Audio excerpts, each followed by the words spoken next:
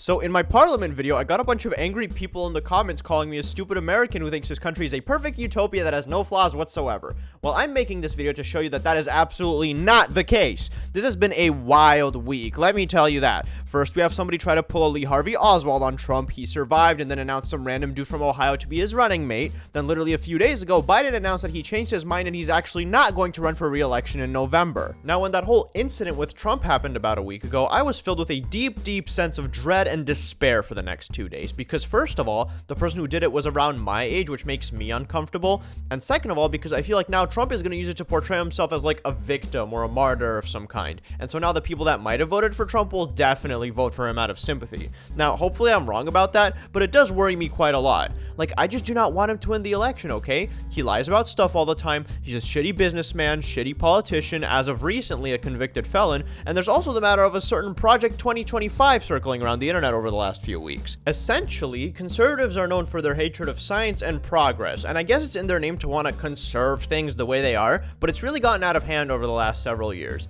I remember a few months ago, the governor of Florida banned lab-grown meat, and allegedly it was to protect the livestock industry, but I think the explanation is a lot more simple. They saw the word lab in the name and immediately assumed it was some sort of woke, liberal, communist witchcraft that needed to be abolished. Like, that's how deep the delusion has gone at this point. And Project 2025 is basically a worst-case scenario for how far said delusion can go. The 900-page manifesto basically proposes that any sort of food, medical, environmental, or educational regulations, or any sort of civil liberties we've gained are evil woke policies that need to be crippled or completely eliminated. The only medical regulation it does want to implement is one that tries to control women as usual, which is one that restricts abortions and contraceptives. And if conservatives cannot abolish or defund those agencies, at the very least they will try to appoint directors for them that will be directly subservient to the president, even if those directors suck at their jobs and implement shitty regulations. That president is presumed to be Trump, but could be any Republican in theory. And I even see idiots defending this shit because it also proposes abolishing the Federal Reserve and FBI for some reason, but they conveniently ignore all the societal damage and rights it's going to take away, likely because they support that happening, but don't want to say it out loud. Now, while Trump has denied connections with this project, he is being heavily associated with it right now because a lot of the people who wrote the project used to work with Trump in one way or another. However,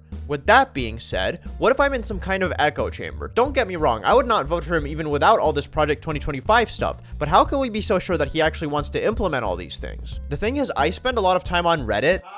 He's a Redditor. Yeah, look, I know, I don't post anything on there, I just happen to like reading some of the discussions on there, okay? I'm trying to use it less. Get off my ass. And as you can imagine, Reddit is fully convinced that this guy is 100% guaranteed to become dictator for life if he wins the presidency, where they're going to establish a full-on Christian theocracy and, I don't know, start shooting gay people in the streets or something. Now, I have been worried about this as well, but my question is, how likely is that to actually happen? Like, how do we know this isn't just a bunch of evangelical fan fiction that Trump has no interest in following? Because yes, some of the people he used to work with helped write this proposal, but the keyword here is used. I mean, Mike Pence also used to work with Trump, but they aren't exactly on good terms now anymore, are they? What I'm saying is, maybe he doesn't agree with a lot of the bullshit that is written there, and his own campaign policies aren't as radical as what's written in the project either. It is true that any country can slide into a dictatorship, but A, dictatorships are usually established by young or at most middle-aged politicians because old people don't usually have the dedication or energy for that type of thing, and B, establishing a dictatorship usually requires all democratic safeguards to fail simultaneously. I mean, the Supreme Court has made some pretty sketchy decisions as of late, and it is a pretty big issue, but that is far from a total collapse of the three branches of government. I've even heard some conservatives say that Trump wouldn't be able to follow through with Project 2025 because of checks and balances and all the bureaucracy he would have to go through, which he simply doesn't want to do. I mean, the most aggressive thing we've seen him do is have a bunch of rednecks throw a hissy fit on January 6th, which ultimately did not lead to anything. So if that's the worst he could do, I kinda doubt he's capable of doing something that could actually hurt democracy. And yes, he did say he wants to become a dictator on day one or something like that, but he says a lot of things, okay? Like I said, the dude lies a lot. Honestly, I feel like Trump is basically the Jake Paul of politics. He's loud and annoying, but ultimately too lazy and ignorant to try and execute some evil plot to become a dictator. Like, he would rather spend his time playing golf than establishing a fascist theocracy. Which, speaking of, he doesn't even seem to be that religious. Remember how people made fun of him for doing a Bible shoot because he doesn't actually go to church all that often? Like, yes, he's pro-life, but I'm not too sure he actually wants to go full theocracy, especially since he does seem to be at least somewhat supportive of the LGBT community. I like to look at Poland as an example because they do seem to have a large religious community and their government has passed some religiously motivated laws about restricting abortions and LGBT rights, which, don't get me wrong, I completely disagree with and I think it's awful, but it's not a full-blown fascist theocracy either. Like, it's pretty easy for them to undo those laws if they wanted to. There's also concern of Trump cutting off aid to Ukraine, which honestly he's been super unpredictable about. His official stance is that Russia's terms are unacceptable and that he's going to quickly end the war, but he didn't specify how exactly. Like, he did actually pass a decent amount of aid packages for Ukraine during his presidency, and although his first impeachment was about him withholding aid to Ukraine, he only did it for personal gain and not because he didn't like Ukraine or something. He even had a call with Zelensky a couple days ago, and like, would Zelensky really call him if Trump was such an obvious wannabe fascist who can't be worked with?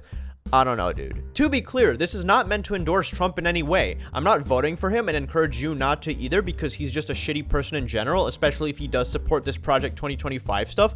I'm just wondering if maybe he's not as dangerous as we think he is. Like, did I make a reasonable take? Is this an accurate assessment? Or am I just in denial and my original concerns are completely justified and I'm underestimating him with everything I've said? I legitimately don't know. That's why I'm making this video, to see if you guys have anything to say about it. But frankly, I'm happy Biden decided to finally drop out because, man, that guy is just way too old. I remember back in 2021, he was saying how he's probably going to run again, and I'm like, dude, you're nearly 80. What are you doing? There's no shame in being a one-term president. Did any of you guys learn about James K. Polk in school? The dude specifically campaigned to be a one-term president, and then when he got elected, he did just that. He expanded the country, gave us the territories of Texas and Oregon, then when his term was up, he left and lived happily ever after. One and done. It would have been nice if Biden announced this from the start and not, 4 months before the election, but better late than never, I guess. At least he did it after the RNC convention so that the Trump fan club couldn't get dirt on him. So now the DNC will be in for a wild ride to find a replacement for him. It's looking like it's going to be Kamala Harris, and the good news about her is that she doesn't have many political controversies behind her belt like Hillary Clinton has, aside from being a harsh DA, I guess, so Republicans will have a hard time getting dirt on her because she's politically boring. The bad news is that, well, she's politically boring. I feel like people don't really take her seriously because of that, but on the bright side, she did make a pretty good speech recently, and it looks like people are slowly starting to rally around her, so hopefully she gains enough momentum and wins the election.